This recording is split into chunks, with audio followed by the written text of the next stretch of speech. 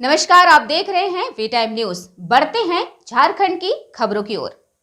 भले ही सरकार बेटी पढ़ाओ बेटी बढ़ाओ का स्लोगन देकर बेटियों को आगे बढ़ाने का लाख दावा करती हो, परंतु जमीनी हकीकत कुछ और ही कह रही है। आज हम आपको एक ऐसे विद्यालय से रूबरू कराते हैं जिसमें 900 छात्राओं में महज 3 ही शिक्षक कार्यरत हैं।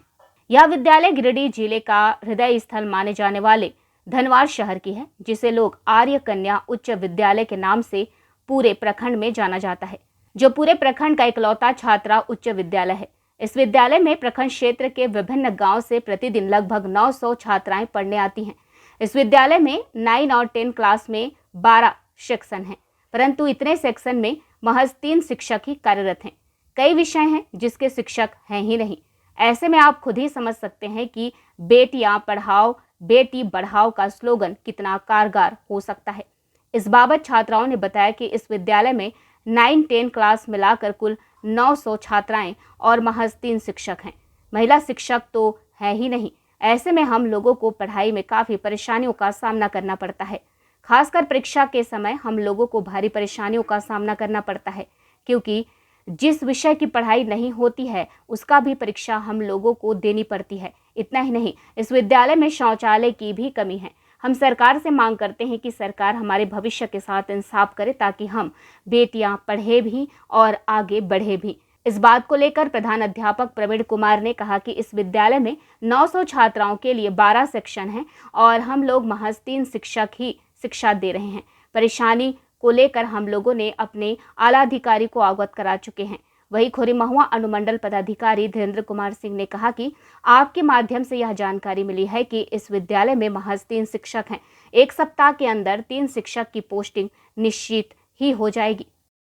मेरे स्कूल में 900 बच्ची है और 3 टीचर है। लेडीज टीचर एक भी नहीं है।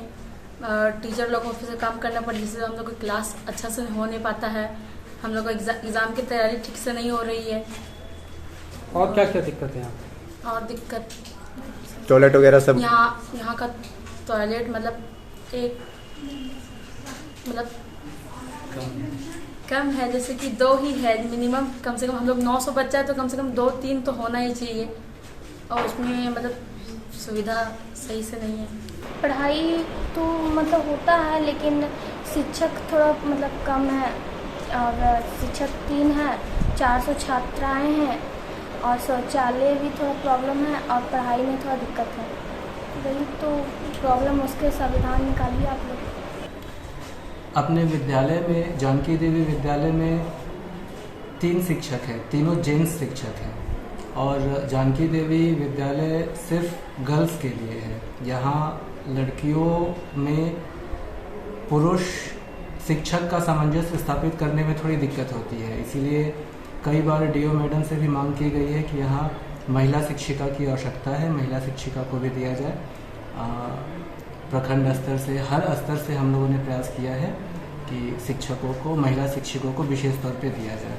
यहाँ छात्राओं की संख्या 900 है, 900 प्लस है। अभी एडमिशन चालू है, और 9 क्लास में अभी 450 एडमिशन हो चुका है। 10 क्लास में 450 के आसपास लड़कियाँ हैं। तो महिला शिक्षकों की यहाँ बहुत आवश्यकता है। साथ ही साथ यहाँ टॉयलेट की भी थोड़ी दिक्कत हो जाती है, सभी बच्चियाँ जिस दिन आ जाती है। और 12 सेक्शन है, 12 सेक्शन में भी दिक्कत है बैठाने में, और थोड़ी सी बेंच और डेस्क की भी कमी हम लोग को महसूस होती है यहाँ पर। निश्चित रूप से शिक्षकों की कमी है, फिर भी अब सामंजस्य स्थापित करके 3 शिक्षक हैं, जैसे आपने जानकारी दी है। अभी प्रधानाध्यापक से भी हमने बात किया है।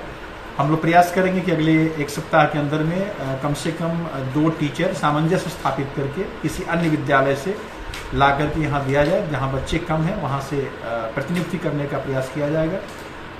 आरईओ धनवार के जो हैं उनके द्वारा जैसे सूचना मिली है कि योगदान कर लिया गया है, उनसे बात करके इस समस्या का हल कर लिया जाएगा। क्योंकि संख्या कम है और कमरों की भी संख्या कम है, जैसा आप कह रहे हैं, लेकिन तत्काल हम लोग 2 टीचर व्यवस्था करने का प्रयास करेंगे।